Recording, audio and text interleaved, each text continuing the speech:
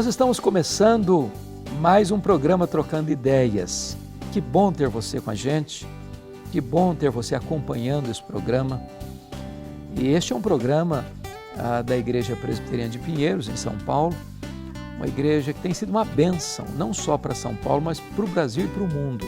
Uma igreja missionária, plantadora de igrejas, uma igreja que valoriza gente, que cuida de gente, uma igreja que tem crescido exponencialmente na cidade de São Paulo e temos recebido, pela graça de Deus, pessoas todas as semanas.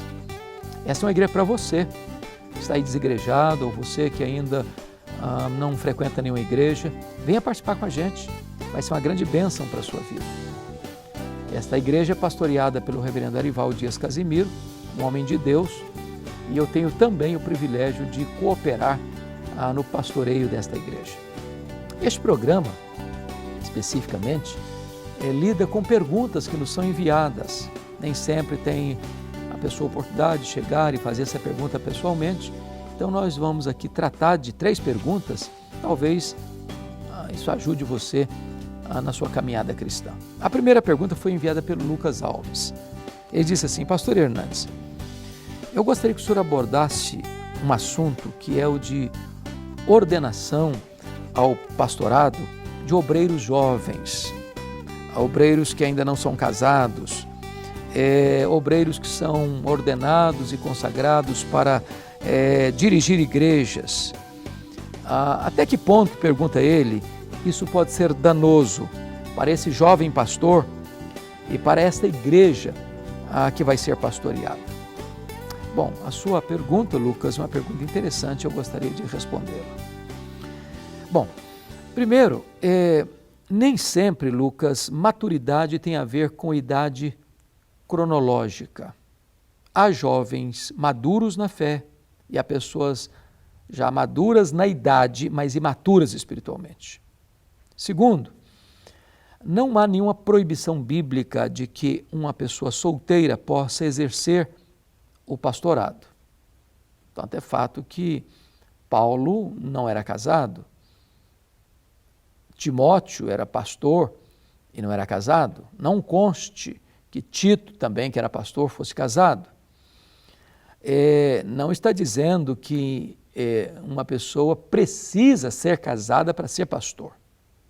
Eu, pessoalmente, fui pastor solteiro por 5 anos. E louvado seja Deus, nunca tive nenhum problema para exercer o meu ministério pelo fato de ser solteiro. É bem verdade que o pastor solteiro vai ter algumas dificuldades na área de aconselhamento, às vezes, ou na área de visitação, mas você pode suprir isso. Se você vai fazer uma visita, por exemplo, a uma senhora, jovem senhora, você não deve ir sozinho, se o marido dela não está em casa. Então você chama uma irmã para ir com você, ou um presbítero para ir com você, outra irmã para ir com você, para suprir essa lacuna. Você não tem um cônjuge ainda do seu lado, então você resolve isso dessa forma. Mas o fato de alguém ser jovem, ele não pode ser imaturo, verde na fé, neófito. Mas se ele é uma pessoa madura na fé, se ele teve um bom preparo para o exercício do pastorado, nada impede que ele exerça o pastorado mesmo solteiro. Segunda pergunta, ela vem do Cláudio Almeida da Silva. Pastor Hernandes, existe vida extraterrestre? Ou seja, existe vida fora do planeta Terra? Bom, Cláudio, eu acredito, à luz das Escrituras, que não. Pelo menos a Bíblia não nos dá nenhuma pista de que possa existir vida fora do planeta Terra do ponto de vista de pessoas que Deus criou, por quem Cristo morreu, que foram redimidas pela sua graça e vão morar no céu. Então, há um princípio para mim muito importante. Onde a Bíblia não tem voz, nós não deveríamos ter ouvidos. Especular, cogitar, não é o nosso papel. Com coisas espirituais, nós não lidamos com hipóteses, nem com cogitações, nem com teorias. Nós lidamos com a verdade revelada. O que foi revelado é o que nos pertence. O que não foi revelado pertence a Deus. Então, à luz das Escrituras, do que nós temos registrado na palavra de Deus, não vemos qualquer base de vida fora do planeta Terra, de outros seres extraterrestres, ETs, em outros planetas ou em outras galáxias, em outros mundos estelares, que não a raça humana. Deus criou o homem, Deus criou a mulher, Deus criou um plano redentor lá na eternidade, está executando esse plano na história e consumará este plano na volta do Senhor Jesus Cristo. Isso tem a ver com seres humanos que Deus criou e colocou aqui no planeta Terra. Terceira pergunta. Essa é uma pergunta mais particular, mais pessoal, é uma pergunta de uma senhora, de uma mulher. Para preservar esta mulher, eu não vou citar o nome dela. E esta mulher diz assim: pastor, é muito complicado quando o marido não escuta a gente.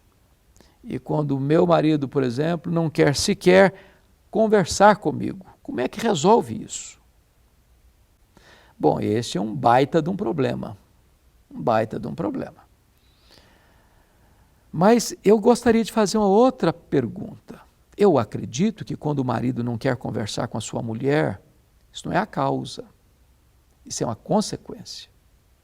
Então eu quero levantar aqui alguns pontos para reflexão, porque de repente tem jovens aí solteiros nos escutando. Então, você precisa identificar quem é a pessoa com quem você está namorando antes de se casar.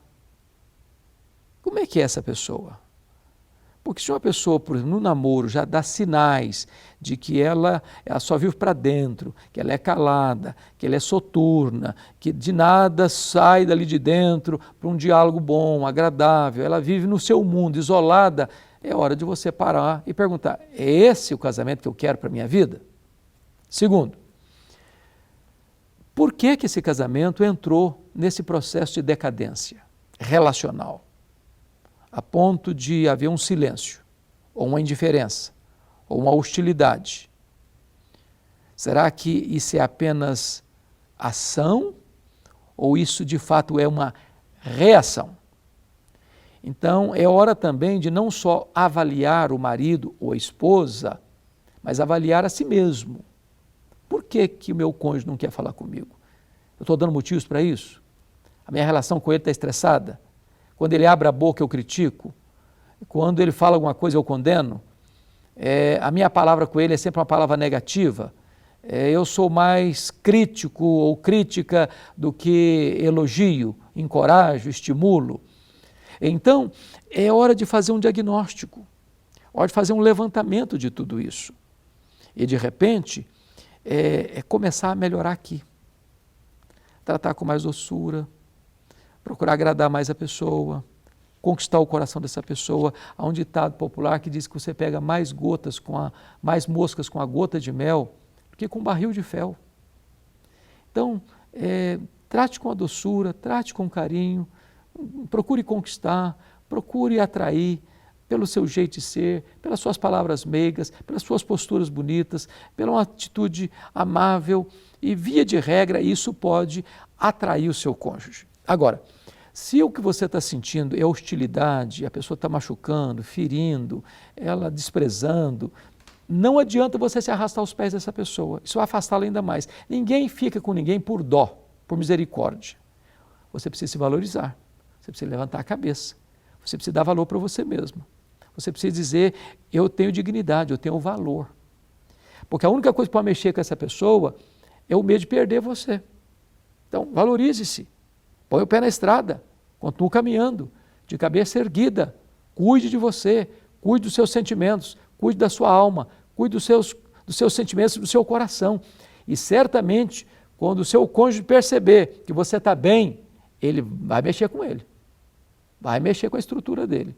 Se ele tem um pouquinho de sentimento por você, ele vai voltar e vai restabelecer essa relação. Pois bem, este é o programa Trocando Ideias. Estamos aqui para bater um papo com você. Pode mandar para nós a sua pergunta e nós teremos todo o prazer de considerá-la aqui no nosso programa. Eu quero agora, ao encerrar esse programa, reiterar o meu convite a você, para você vir nos fazer uma visita na Igreja Presbiteriana de Pinheiros. Temos cultos todos os domingos, 8h30, 11 horas, 4h30 da tarde e 19 horas. Temos Escola Bíblica Dominical todo domingo, 9h40 da manhã e 5h40 da tarde. Conexão com Deus, toda segunda, 20 horas.